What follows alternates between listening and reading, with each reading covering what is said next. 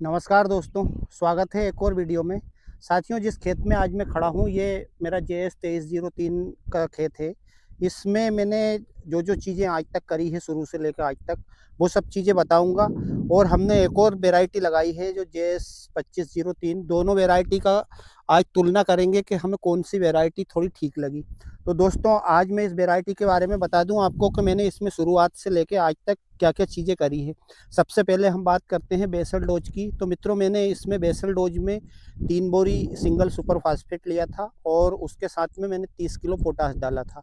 Sulphur add मैंने इसलिए नहीं करा था कि सल्फर में वाटर सोलेबल फर्टिलाइजर्स के रूप में दे देता हूं, तो फिर सल्फर नहीं मैंने इसमें डाला था। और दोस्तों, उसके बाद जब मैंने इसकी बोनी करी थी तो ये लगभग 18 जून की बोनी है मेरी।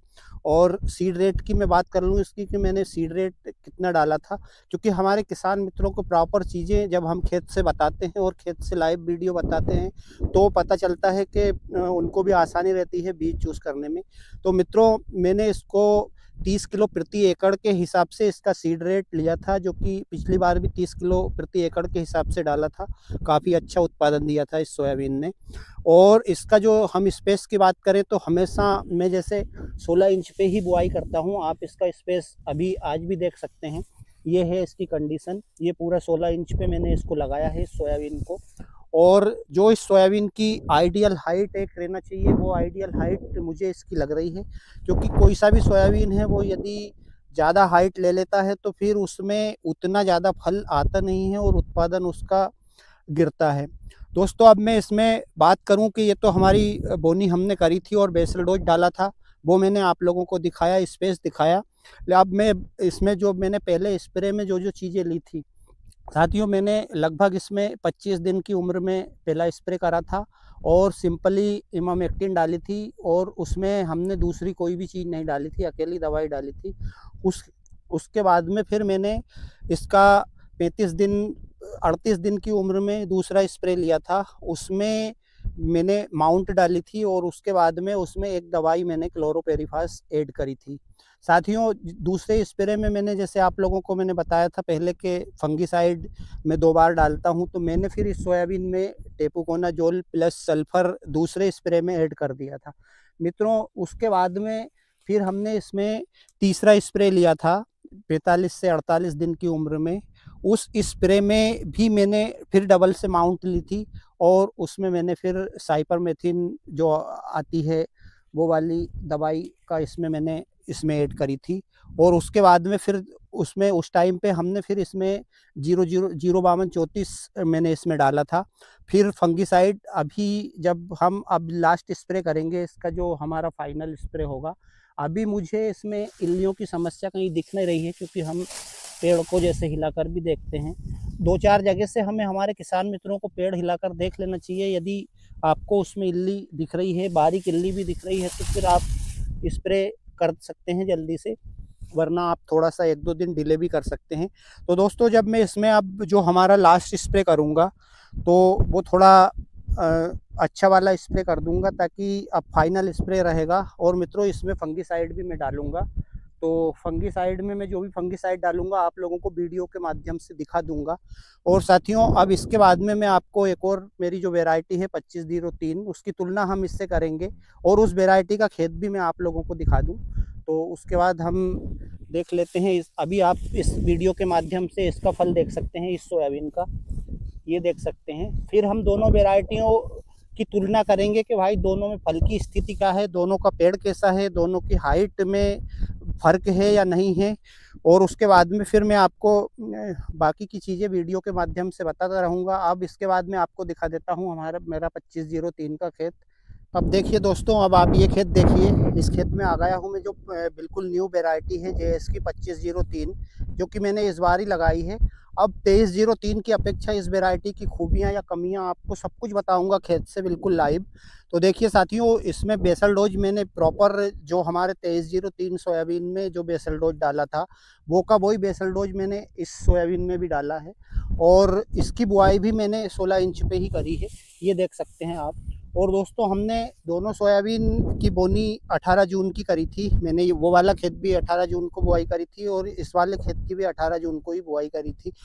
और दोस्तों इसके सीड रेट की मैं जैसे बात करूं तो मैंने इसका सीड रेट भी 30 किलो प्रति एकड़ के हिसाब से रखा है, क्योंकि ज़्यादा सीड रेट लेने में मैं हमेशा कभी भी भरोसा करता नहीं हूं, क्योंकि मैंने पहले डांट सोयाबीन भी लगा कर देख लिया है, लेकिन मुझे वो वाला उत्पादन मिला नहीं जो मेरे को चाहिए था। तो साथियों ये जेएस की 2503 एक हमारे क्षेत्र में बिल्कुल आप इसको न्यू वैरायटी मान सकते हैं। इसको मैंने ही लगाई है मेरे गांव में।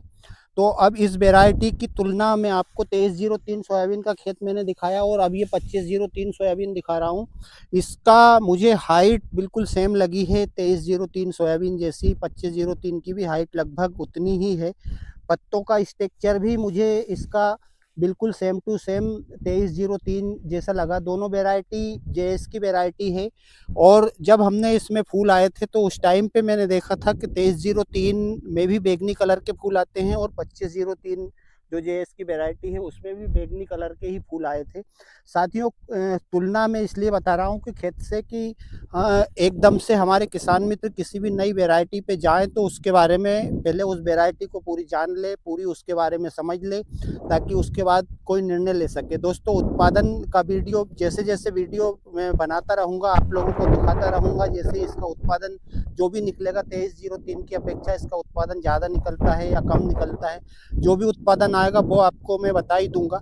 मैं इसकी पहले एक खासियत बता दूं आपको कि मुझे इसमें इस सोयाबीन में अभी तक जो विशेषता लगी वो ये है कि इस सोयाबीन में एक तो इसकी हाइट होना चाहिए, आइडियल हाइट है। सब कुछ करने के बाद भी इस सोयाबीन ने ज़्यादा हाइट ली नहीं है, ना ही इस सोयाबीन की हाइट मुझे कम दिखाई दे रही है।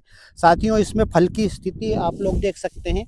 2303 का फल मैंने आपको दिखाया था। अब देखिए आप ये 2503 सोयाबीन है जेएस का, इसका फल आप देख सकते हैं।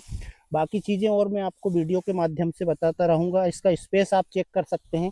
ये देखिए आप इसका स्पेस कितना 16 इंच का है। उसके बाद आप खेत में देख सकते हैं कि 16 इंच का पाटला होने के बाद भी आपको कहीं भी खेत में जो है जगह नज़र आती नहीं। साथियों कवर इसने पूरी तरह से कर लिया है।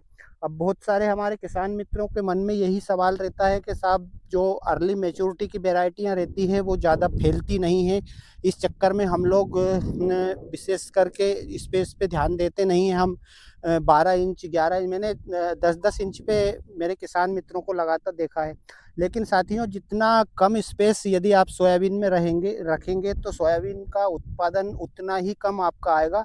क्योंकि मैं लगभग 5 साल से सोयाबीन मेरे 16 इंच से लगाता हूं। पहले मैं भी सोयाबीन 12 इंच पे लगाता था, लेकिन वो मज़ा साथियों आता नहीं था। लेकिन जब से मैंने 16 इंच का स्पेस लिया है सोयाबीन में तो मुझे ऐसा लगता है उत्पादन कहीं ना कहीं बढ़ा है मेरा। और दोस्तों उसका एक और कारण है कि जो हमारे सोयाबीन में जो कीट पतंगे लगते हैं, ज़्यादा घने सोयाबीन रहते हैं, पेड़ बिल्कुल पतला हो जाता है, तो उस चक्कर में सोयाबीन हमारा गिरता भी है। और ये तो बात हम सभी को पता है कि जब सोयाबीन एक बार गिर गया तो समझ लो आप, ना तो उसका दाना बनेगा, ना वो उसका हमें उत्पादन मिलेगा, वजन भी बिल्कुल उसका कम हो जाएगा। तो साथियों सोयाबीन में हमेशा आप स्पेस का विशेष ध्यान रखें। उसमें हम कुल पे डोरे चला सकते हैं। मेरे सब्सक्राइबर भाइयों के फ़ोन भी आते रहते हैं कि साहब आप खरपतवार कैसे कंट्रोल कर लेते हैं।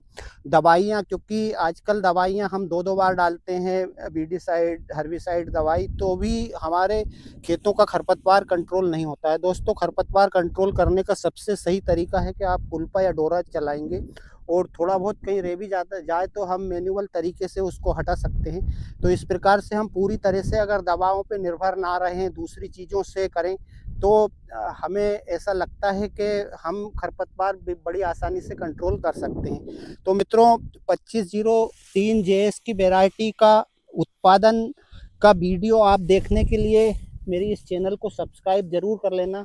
और इस वीडियो को यदि आपको जानकारी अच्छी लगे तो और अपने किसान मित्रों के साथ शेयर भी कर देना।